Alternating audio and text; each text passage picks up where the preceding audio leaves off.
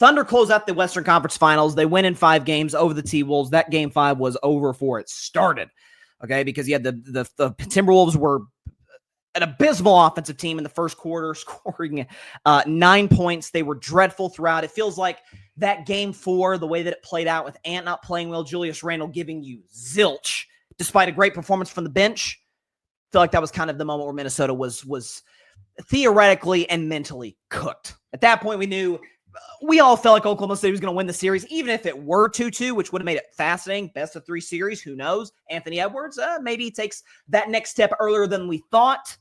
Not the case. Thunder win game 5, or Thunder game 4, win game 5 in a game that they actually led by 33 points at the half. So they wiped the floor with the T-Wolves. They're on to the NBA Finals for the first time since 2012, and they're looking for their first NBA title as the Oklahoma City Thunder. We know the Seattle Supersonics won a title, 1979. I'm gonna be a man of the people of Seattle. That is Seattle's championship. Thunder should not take ownership of that. I know they're the same franchise.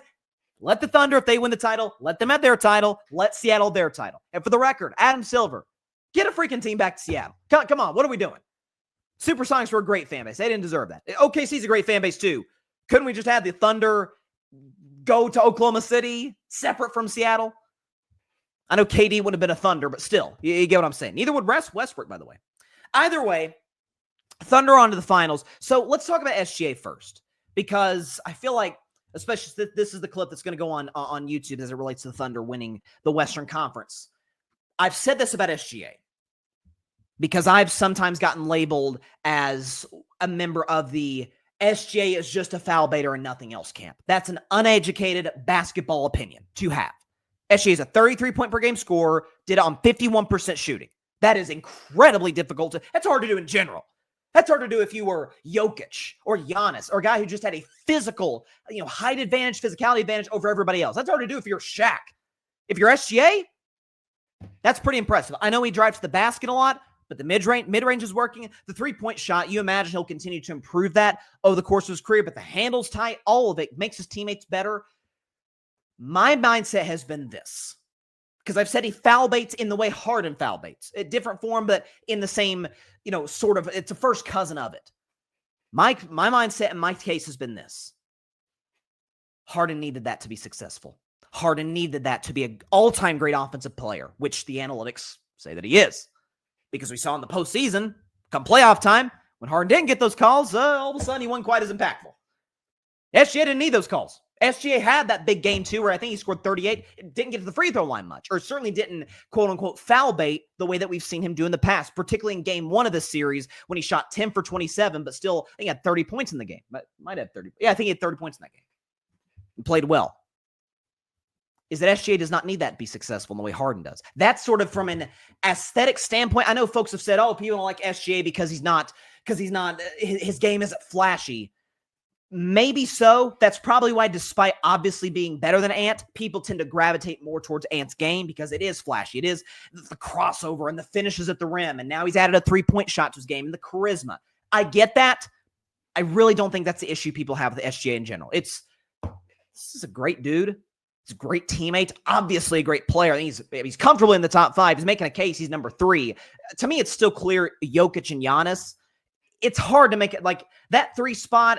For a while, I kind of had Luka there. It's hard to argue that SGA is not a spot above Luka at this particular point in time. To me, for Oklahoma City, the fascinating aspect of it is this. Is the way they've constructed their basketball team is very friendly to how the NBA wants you to do your roster today. Now, I've been on record. I despise the new CBA because what the new CBA does essentially is it says, hey, super teams, I know you guys have kind of carried the NBA throughout its history. Our league has generally, in the modern era at least, been its most popular when we do have super teams, but we don't like them. I think the Kevin Durant move to the Golden State Warriors, Adam Silver was openly critical of it at the time. I don't think he's ever quite forgiven. It's not that he doesn't like KD, but I don't think he's ever quite forgiven KD for the backlash that move created in the fan base. People saying, oh, it's not fair and whatever, despite the fact that there were some there were scenarios in place, such as Steph Curry's early career ankle injuries, that even allowed for that to happen, even allowed for the Warriors to have the money to go get KD. That's beside the point. Adam Silver, NBA said, we're done with super teams in this current CBA. So the Oklahoma City Thunder were like, okay, traded for SGA in 2020 and said, in 2019, and said, okay, that's going to be our lead dog. That's going to be our MVP candidate. We're going to get him a number 2 guy, all-star level player, Jalen Williams. Chet Holmgren is the second overall pick from 2022, missed his first year, and has gotten better over the course of his first 2 years in the NBA. Has a potential to be a multi-time all-star, maybe a star, a legit star in the NBA. And then stack a bunch of great, long defensive players who can shoot threes. Lou Dort, Caruso, Hartenstein is a three-point shooter, but Hartenstein's a good big. This is how we're going to stack our roster. And it's going to, and we've seen, matter of fact, I don't think it's happened either ever in NBA history or happened certainly in the last, it's never happened in NBA history. We've had 7 straight seasons of a different champion, which we're going to have this year, regardless of who wins it, Thunder, Knicks, or Pacers, which has never happened in NBA history. This is the NBA Adam Silver wanted. This is the NBA fans said they wanted. The league is still popular. The ratings for the Eastern Conference Finals have actually been really, really good. It's not, I don't imagine, as high as it would be than when the Warriors were crushing everybody, or when, not a dynasty, but when the Heat were crushing everybody with LeBron, Wade, and Bosh, or certainly not when the Bulls were crushing everybody in the 90s, the Lakers in the early 21st century. Okay, this is what you wanted, this is what you get. But kudos to Oklahoma City. Since 2012, they have not paid a dime above the luxury tax. I saw a stat where the Warriors have spent like $700 million over the luxury tax. And they have the luxury, pardon the expression, the luxury to do that because San Francisco, Steph has allowed the Warriors to become the second most valuable sports franchise in the world to the Dallas Cowboys. So you have that component onto as well.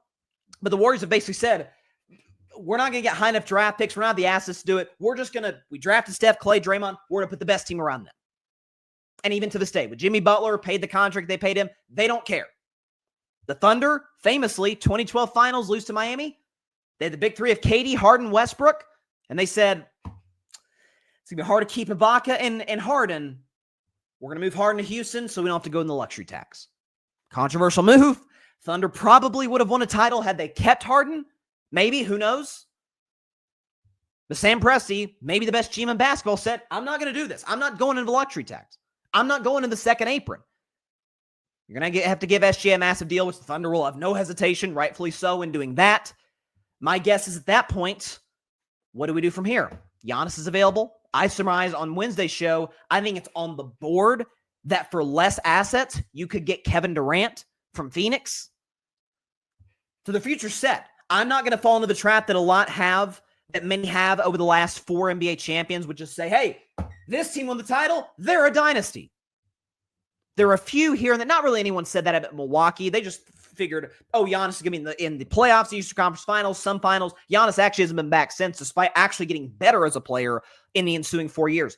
But the Warriors in 22, that was the end of a dynasty. But folks, certainly myself as a Warriors fan, were thinking, hey, 23 the younger players will get better.